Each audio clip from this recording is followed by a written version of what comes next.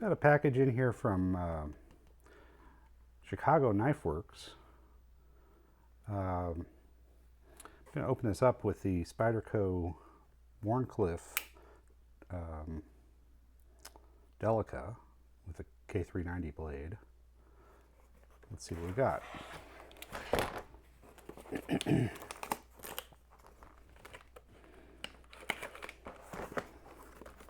This box is a little deformed. Hopefully the contents are all right, but it does look like it got banged around some in the shipping. So there are two knives in here. This one I will make a separate video on a little bit later. This is the Flex Cut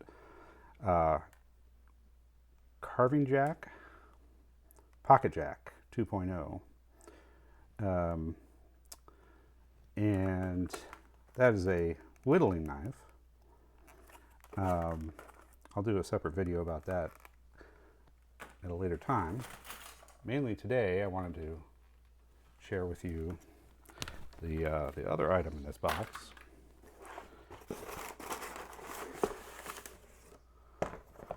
Which is this guy.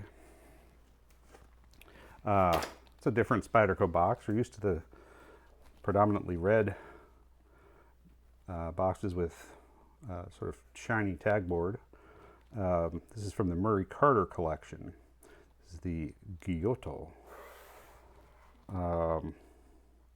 The Itamae series. I'm not quite sure how to pronounce that. I don't speak Japanese. But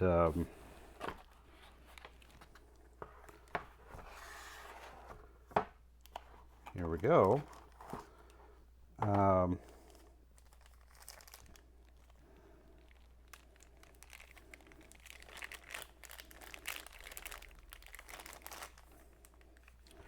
Okay, so this has what they're calling burl G10 handles.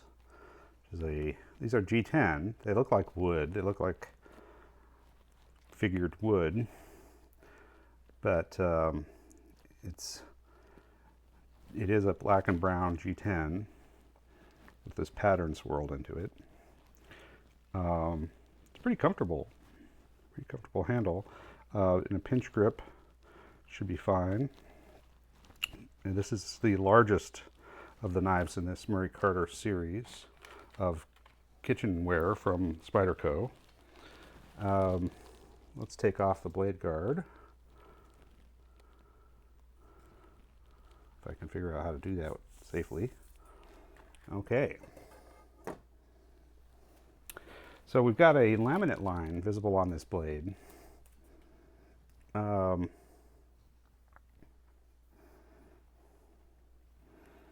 see if I can get it to show up there. Yeah. So this is a laminated blade. It's 3 layers of steel. The core layer, the middle layer, is Superblue. It's a Japanese super steel that is not stainless. So we may develop some patina that would just be visible on that edge. Of course, the cutting edge itself is going to be shiny because it's going to be sharpened. But sort of the last 1/4 inch or so of this blade might develop a little patina. The outer layers are stainless. Let's see here. Outer layers are SUS 410. Okay. Seki City, Japan, manufactured. Okay. Now, this is not an entirely new venture for Spyderco doing cookware.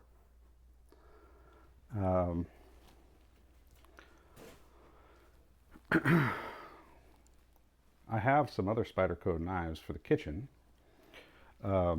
We use, in my household all the time, the Spyderco cook's knife, which is smaller, right, than a chef's knife. These have got a 6-inch blade, and they're made of VG10 steel. also in Seki City, Japan. This one is a factory second, but it seems to be fine. These have phenolic handles rather than G10, and these phenolic handles are a problem because when you drop them, they shatter. Let me show you. Here's the serrated version of the Spyderco cook's knife, and you can see there's a big chunk missing out of that phenolic material there because my wife dropped it. And she also dropped our original plain edge version of this, so that handle was pretty badly damaged, and I replaced it with wood, cocobolo wood. I tried to do liners on this, but the liners are not perfect. This is also VG10, right? And VG10, you know, it's not the best knife steel in the world if you're comparing it to other pocket knife materials. I mean, VG10 is still used on a lot of pocket knives, but it's certainly not considered a super steel or anything. But compared to what most kitchen knives are made out of, VG10 is excellent. It's a big improvement over, you know, most of what you're going to find in like a Wusthof kitchen line or Henkel's, something like that. Those use steels more like what you'd see in Spyderco's budget series of kitchen knives. This is the Counter Puppy, which comes in a couple different sizes, and it has these little legs on it so that when you stand it up on a surface, it's not touching the blade at the tip, blade edge is not touching the surface. These are made in China, and these are made from 7CR series steel, okay, which is not particularly impressive. Spyderco has also some budget USA stuff. This is made in the USA, but this is BD1N, or BD1 at least. Let's see. BD1N, which is a nitrogen steel. I mean, it's a budget steel, but it's a pretty good steel. It's a step up over that 7CR for sure.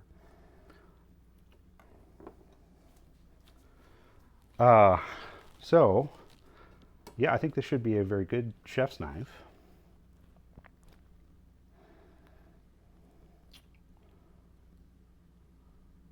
That laminate line really jigs up there at the end toward the tip. Superblue is a very hard particle metallurgy steel. Spyderco has released some sprints in Superblue. They've released some Dragonfly models, some Delica models, again out of Seki City, Japan. It is a Japanese steel. Spyderco, of course, makes knives in a lot of different places. They make knives in the United States, in Golden, Colorado. They make knives in Italy, in Maniago. They make knives in mainland China. They make knives in Taichung, Taiwan, and they make knives in Seki City, Japan. And then there are a few oddities that were made in still for other places. Spyderco likes to experiment and provide a lot of variety and try new things. So we've got things like a recent model of their Mule Team knife that was made in Switzerland, and one of their hatchets that was made in North Dakota. They're the oddball here and there that are made in other places, but Japan has been one of the major hubs for manufacturing for not only for Spyderco, but for a number of knife manufacturers there in Seki City. So quite a tradition of excellent cutlery coming out of Seki City, Japan. And this should be no exception. The first time I saw this in photos, I thought that the handle was actually burl wood. And it wasn't until I read the description that I realized it was G10. But seeing it now in hand, it's obvious that it's not real wood. And that's probably for the best. G10 is sturdy and stable, and can, you know, do better with changes in humidity and temperature, running under hot water and things like that. Still wouldn't put this knife in the dishwasher. That's a big no-no on any decent piece of cutlery. But it should be pretty durable. All right, well, after we've used this for a while, I'll give you an update, let you know how it has performed in the kitchen.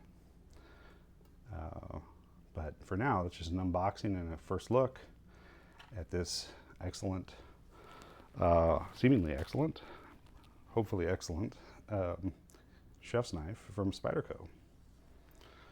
All right, thank you.